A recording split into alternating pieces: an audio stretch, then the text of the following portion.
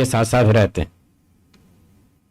बोलिए, दुख दौर मनस्य अंग में जयत्व श्वास प्रश्वासा विक्षेप सह भुवः। तो विक्षेप 9 बाधक पिछले सूत्र में बताए थे 30वें में। अब ये जो 4 बाधक हैं ये विक्षेपों के साथी हैं। विक्षेप सह भुवः, विक्षेपों के साथ साथ ये भी आ जाते हैं।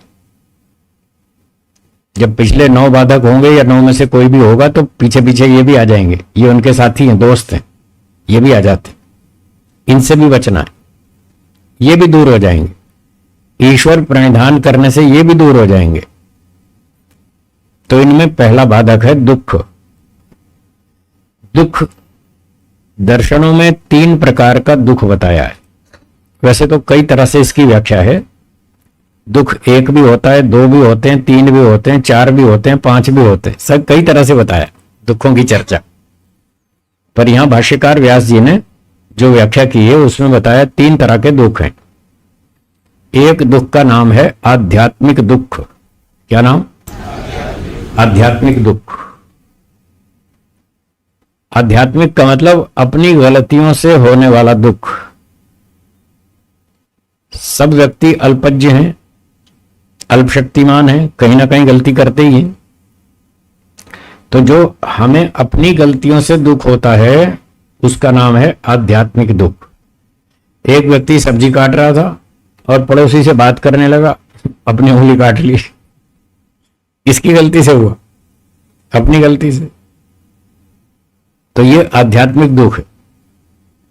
सड़क पर चलते हुए ध्यान नहीं दिया, ऊंचे नीचे पत्थर थे और इधर उधर देख रहे थे, पत्थर से टकराए, फिर चोट लगी, गिर गए। किसकी गलती से दुख हुआ? अपनी गलती से। व्यापार में एक डिसीजन गलत ले लिया, 50,000 का नुकसान उठाया। किसकी गलती से दुख हुआ? अपनी गलती से। तो अपनी गलतियों से जो दुख आते हैं इनका नाम है आध्यात्मिक दुख। क्या नाम? आध्यात्मिक दुख। अब दूसरे प्राणी भी हैं जो हमको दुख देते हैं। अड़ोसी पड़ोसी हैं, मित्र मंडल, भाई बहन, माता पिता, पति पत्नी, सास बहू, ये भी तो एक दूसरे को दुख देते हैं ना। हाँ या ना? सांप बिच्छू मक्खी मच्छर ये भी परेशान करते हैं। तो ये जो अन्य प्राणियों से हमको दुख मिलता है अन्याय से। कौन सा दुख? अन्याय से। दूसरे प्राणियों से, मनुष्यों, पशु पक्षियों, कीड़े मकोड़ों आदि से जो जो हमको अन्याय से दुख मिलता है उसका नाम आधि भौतिक दुख। क्या नाम? आधि भौतिक दुख। हम अल्पज्ञ हैं तो हमसे गलतियां होती हैं, हाँ या ना? हाँ। तो हमारे साथ जो प्राणी रहते हैं क्या वो सर्वज्ञ हैं? वो भी तो अल्पज्ञ हैं। क्या उनसे गलतियां नहीं होंगी? होंगी। तो वो जब गलतियां करेंगे तो पड़ोस में रहते हैं हमारे, तो उनकी गलतियों से हमको दुख उठाना पड़ता है।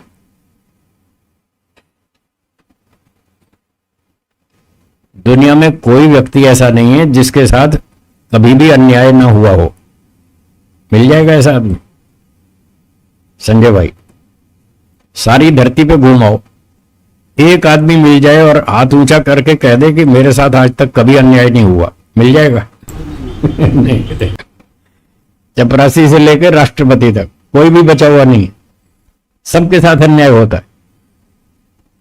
किसी के साथ थोड़ा, किसी के साथ ज्यादा, किसी के साथ जानबूझकर, किसी के साथ अनजाने में, किसी के साथ ट्रेन में, किसी के साथ बस में, किसी के साथ घर में, किसी के साथ दुकान पर, किसी के साथ जंगल में, कहीं ना कहीं होता ही है।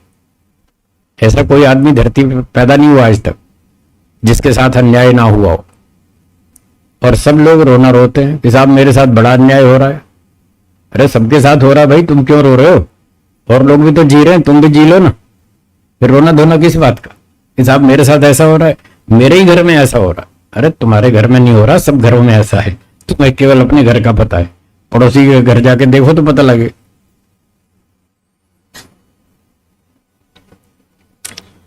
कई लोग क्या सोचते हैं, धरती पे जितना दुखी मैं हूं इतना कोई नहीं। फिर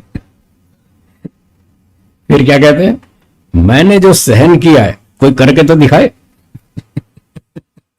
ऐसा कहते हैं ना लोग, अरे मैंने कितने दुख सहे हैं कोई सह के तो दिखाए। दूसरा कोई होता तो मर गया होता अब तक। भाई वो क्यों मर गया होता, तू तो जी रहा है। अगर तू जी रहा है तो दूसरा भी जी सकता है, तू सहन कर रहा है तो वो भी सहन कर सकता है। तू आसमान से उतर आएगा, सारे तो एक जैसे हैं, सबको सहना पड़ता है। तो ये जो अन्याय का दुख सहना पड़ता है यही आदि भौतिक दुख है, और ये तब तक सहना पड़ेगा जब तक आप संसार में जन्म लेंगे। क्या बोला, कब तक सहना पड़ेगा? जब तक संसार में जन्म लेंगे तब तक दूसरों का अन्याय सहना पड़ेगा। अगर इससे बचना है तो एक ही जगह सुरक्षित, मोक्ष। मोक्ष में जाओ, कोई आपको छू नहीं सकता, कोई आपको तंग नहीं करेगा, मेरी गारंटी। कोई छू जाए फिर मुझे कहना। शर्त यह है आपको मोक्ष में जाना पड़ेगा। यहां किसी को भी पूरा न्याय नहीं मिलता। मनुष्यों की बात छोड़ो, ईश्वर को भी नहीं मिलता। ईश्वर तो सर्वशक्तिमान है। क्या ईश्वर को पूरा पूरा न्याय मिलता है? हां या ना? क्या ईश्वर के साथ अन्याय नहीं होता?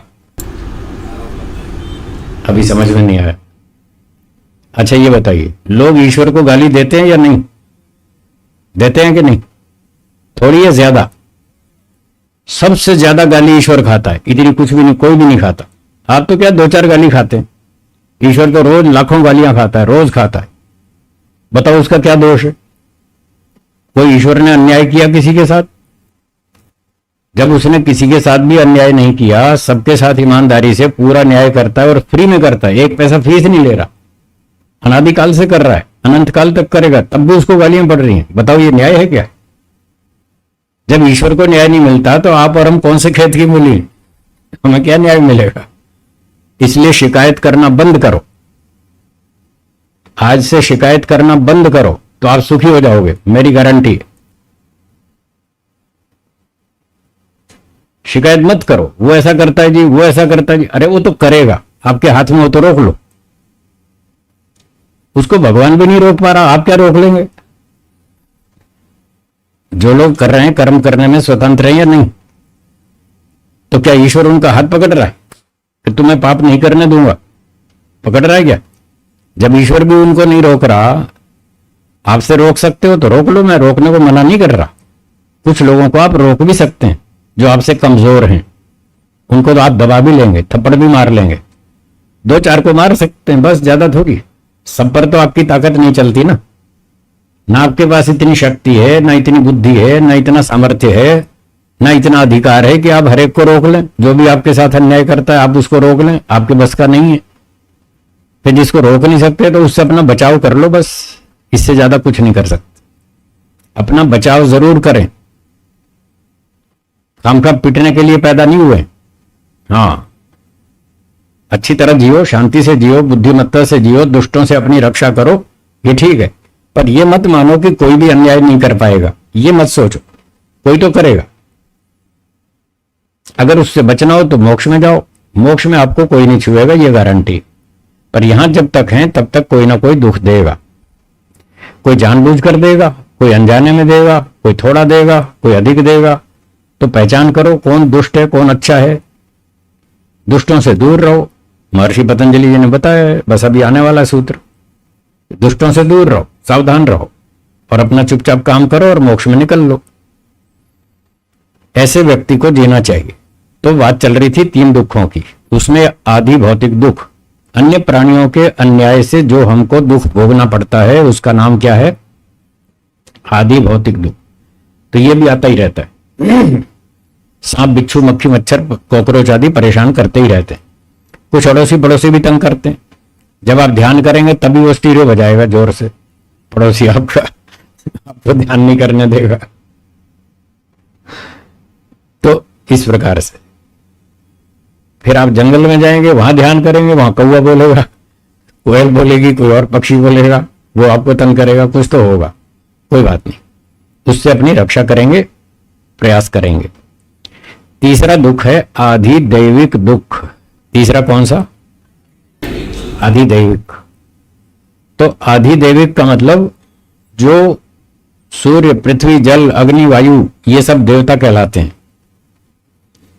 इन देवताओं से हमें बहुत लाभ होता है, बहुत सुख मिलता है, हमारे जीवन की रक्षा होती है।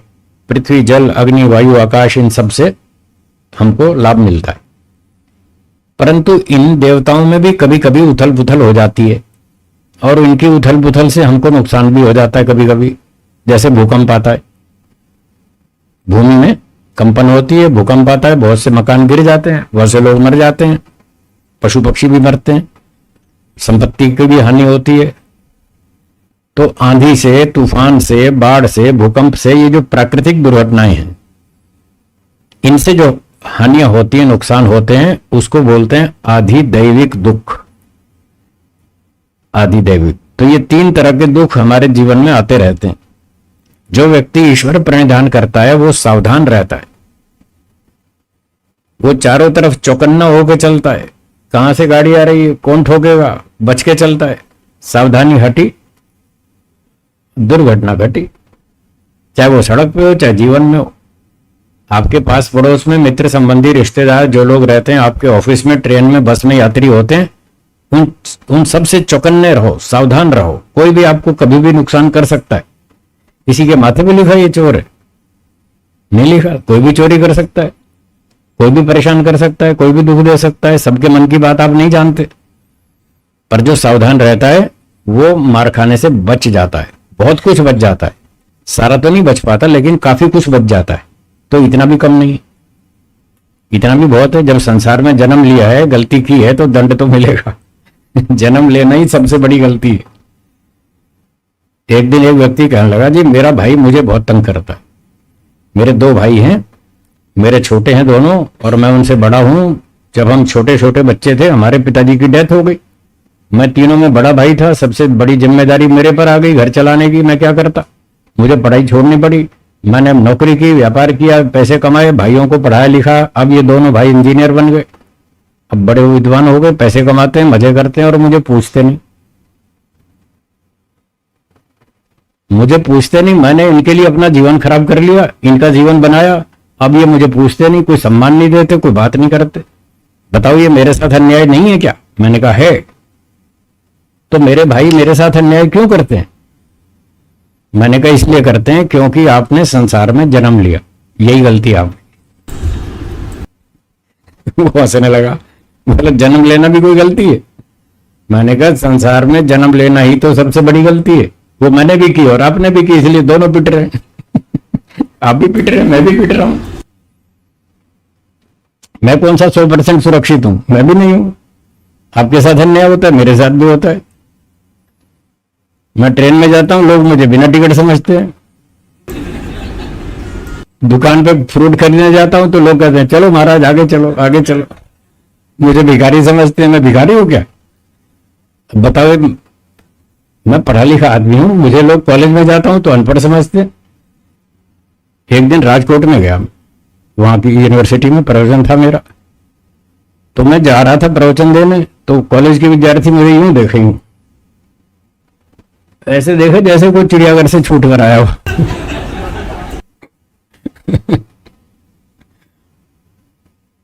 वो मुझे क्या समझते हैं? ये तो लाल बाबा है। लाल बाबा तो अनपढ़ होते हैं, ये यूनिवर्सिटी में क्यों आया, यहां इसका क्या काम है? अब बताओ, मैं पढ़ा लिखा हूं, लोग मुझे अनपढ़ मानते हैं। मैं टिकट लेकर चलता हूं, लोग बिना टिकट समझते हैं। मैं भिखारी नहीं हूं, लोग मुझे भिखारी समझते हैं। ये मेरे साथ अन्याय नहीं है क्या? है ना? नहीं तो फिर मेरे साथ भी तो हो रहा है। मैं मस्त रहता हूं, मैं खुश रहता हूं, मैं दुखी नहीं होता। आप भी सीख लो, मैं कैसे दुखी नहीं होता। मैं सोचता हूं कोई बात नहीं। वही 3 शब्द पहले वाले बताए थे ना। कौन से 3 शब्द? कोई बात नहीं। किसी ने मुझे भिखारी समझ लिया तो क्या मैं भिखारी बन गया? नहीं बना ना। तो फिर मैं क्यों दुखी? उसने समझ लिया तो समझ लिया, कोई बात नहीं। किसी ने बिना टिकट समझ लिया तो समझते रहो, उससे मेरा क्या बिगड़ रहा है? टिकट तो मेरे पास है। 3 महीना 4 महीना पहले एडवांस टिकट बुक करता हूं, हमेशा कंफर्म टिकट लेता हूं, वेटिंग का टिकट कभी नहीं लेता, क्योंकि मैंने पढ़ रखा है शास्त्र में, हेयम दुखम अनागतम।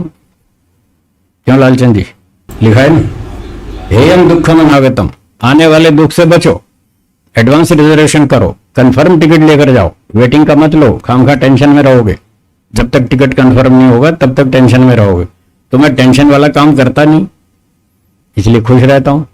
और कोई मुझे भिखारी समझे, समझता रहे, उससे मुझे कोई फर्क नहीं पड़ता। मैं 3 शब्द बोल लेता हूं, कोई बात नहीं, और मस्त रहता हूं। आप भी करो, ऐसा ही करो।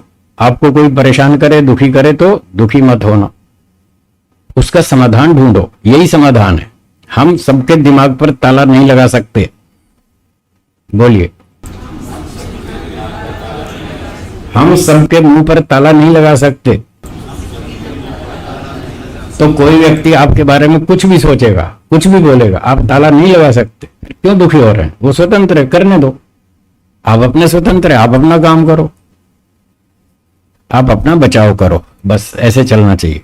तो जीते जी आप बहुत सुखी रहेंगे, कम से कम दुखी होंगे। कम से कम, कुछ तो आएगा ही दुख, पर कम से कम दुखी होंगे और अधिक से अधिक सुखी होकर जीवन जिएंगे और चुपचाप धीरे धीरे मोक्ष में निकल लेंगे। तो ये करना चाहिए। 3 प्रकार के ये दुख हैं।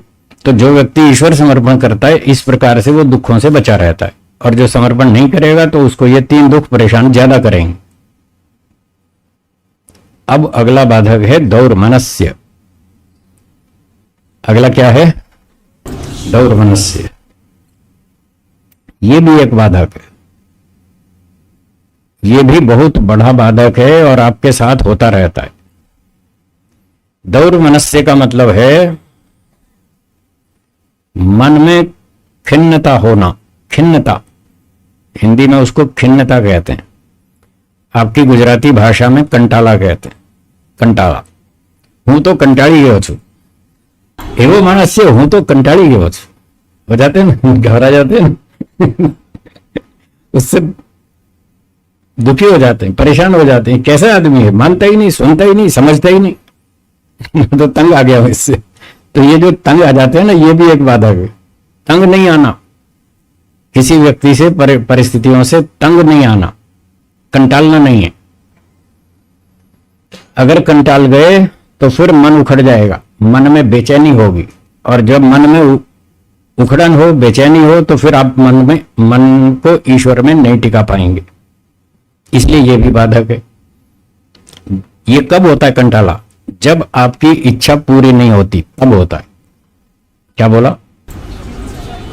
जब आपकी इच्छा पूरी नहीं होती या एक्सपेक्टेशन पूरी नहीं होती, जिस व्यक्ति से आप उम्मीद रखते हैं इसको ऐसा करना चाहिए और वो नहीं करता है, फिर आपको खिन्नता होती है। क्या क्या दुनिया है, कैसे आदमी है, ये कोई इंसानियत है? बोला ऐसे करते हैं, ये कोई तमीज है?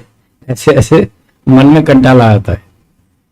तो दुखी नहीं होना, परेशान नहीं होना, उसकी वास्तविकता को समझना है। इसकी योग्यता इतनी ही है। क्या बोला?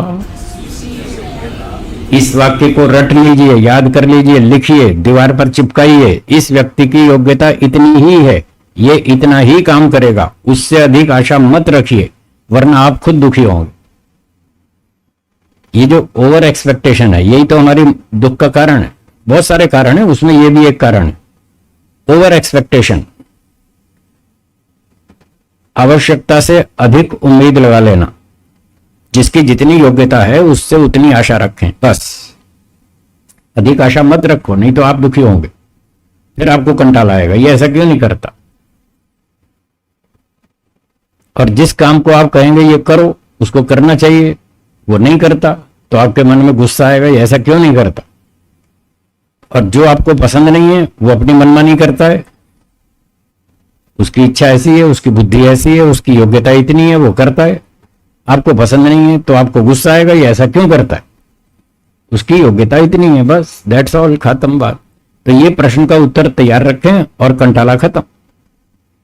तो ईश्वर ये सिखाता है हमको कि ओवर एक्सपेक्टेशन मत रखो। जब उसके आदेश का पालन करेंगे तभी तो ये समस्या हल होगी, हो जाएगी। हर व्यक्ति का परीक्षण करें, किसमें कितनी योग्यता है, किसमें कितनी बुद्धि है, किसकी कितनी क्षमता है, कौन हमारे साथ कितना रिलेशन रखता है, हमारे प्रति कितनी भावना रखता है, कितना उसका हमसे प्रेम है, कितना वो हमारा सहयोग करेगा, ये सारा ऑब्जर्वेशन करें, हर व्यक्ति का परीक्षण करें, और जिसकी जितनी योग्यता हो, जितना आपका संबंध हो, उससे उतनी ही आशा रखें, बस, अधिक नहीं। और वो व्यवहार से पता चल जाता है। 2 4 5 10 बार आप किसी से व्यवहार करेंगे, आपको पता चल जाएगा ये मुझ पर कितनी श्रद्धा रखता है, इसको मुझसे कितना प्रेम है। तो जितना प्रेम है, जितनी श्रद्धा है, उससे उतनी उम्मीद रखो। और जब पता चल जाए बस इसकी लिमिट इतनी है, तो फिर उतना ही व्यवहार रखो, आगे आशा मत रखो, तो आपको कंटाला नहीं आएगा। ये तरीका है इससे बचने का। तो दुख दौर्मनस्य अंग में जयत्व, अगला वादक है अंग में जयत्व। एज्री कंपने एक धातु है संस्कृत में, एज्री कंपने, इससे एजयत्व शब्द बनता है। एजयत्व, इसका अर्थ है कंपन, हिलना डुलना। और पहले शब्द है अंग, अंग माने शरीर के अंग, हाथ पैर। तो हाथ पैर अंगों का हिलना डुलना, यह है अंग में जयत्व। ये भी एक बाधक है। कई बार आपने देखा होगा लोगों को, लोग ध्यान में बैठते हैं, फिर थोड़ी थोड़ी देर में शरीर को हिलाते रहते हैं।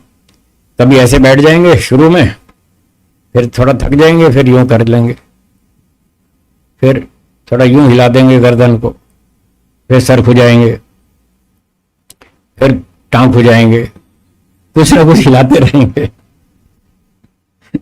ये भी बाधक है। जिसका शरीर स्थिर नहीं है, उसका मन क्या स्थिर होगा। शरीर को स्थिर करना सरल है, मन को स्थिर करना कठिन है। तो यहां तो मन को भी स्थिर करना है, तो पहले शरीर को तो स्थिर करना पड़ेगा। इसलिए शरीर को हिलाते रहना, ऐसे अंगों को हिलाते रहना, ये बाधक है, इससे मन नहीं टिकेगा। तो शरीर को स्थिर बनाकर बैठें, इसलिए कहा स्थिर सुखम आसनम। योग का तीसरा अंग आसन, उसमें बताया स्थिर सुखम आसनम। शरीर में स्थिरता बनाओ और सुखपूर्वक बैठो, आसानी से बैठो, आराम से बैठो, जमकर बैठो, हिलो डुलो नहीं।